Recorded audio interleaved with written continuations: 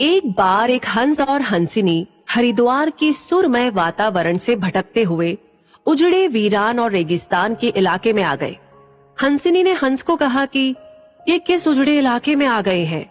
यहाँ ना तो जल है, न जंगल, न ही ठंडी हवाएं हैं। यहाँ तो हमारा जीना मुश्किल हो जाएगा।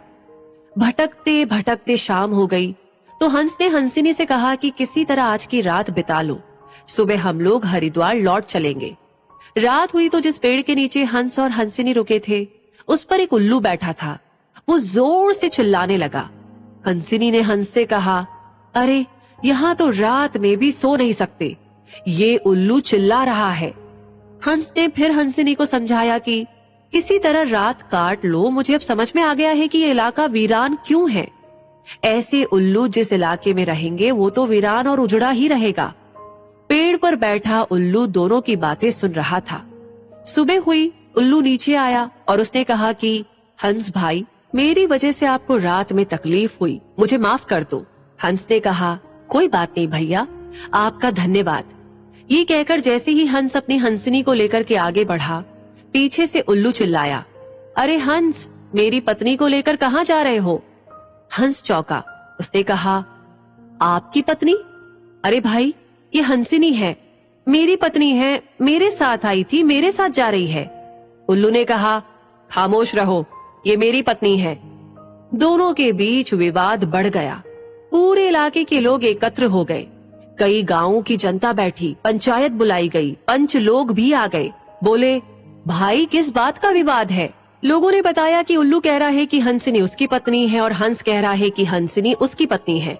लंबी बैठक और पंचायत के बाद पंच लोग किनारे हो गए और कहा कि भाई बात तो यही सही है कि हंसिनी हंस की ही पत्नी है, लेकिन ये हंस और हंसिनी तो अभी थोड़ी देर में इस गांव से चले जाएंगे।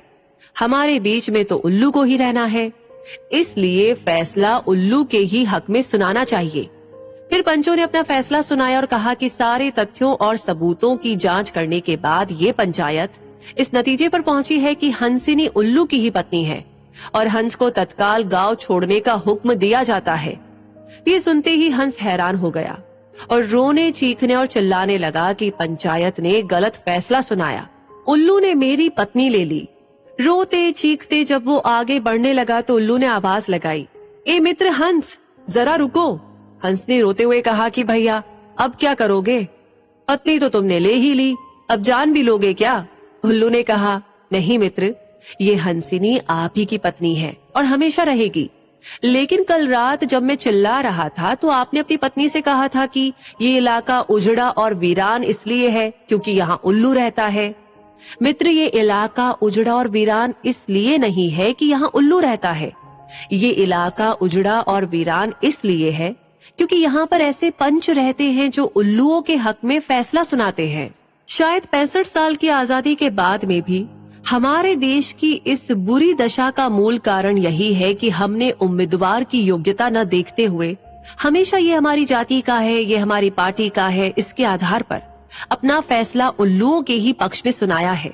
देश की बदहाली और बुरी हालत के लिए कहीं ना कहीं हम भी जिम्मेदार हैं। तो दोस्तों, इस कहानी के बारे में सुनकर आपको क्या लगता है कमेंट सेक्शन में लिख करके जरूर बताएं। लाइक ऑलरेडी कर दिया है तो शेयर करना ना भूलें और हमेशा ऐसी कहानियों की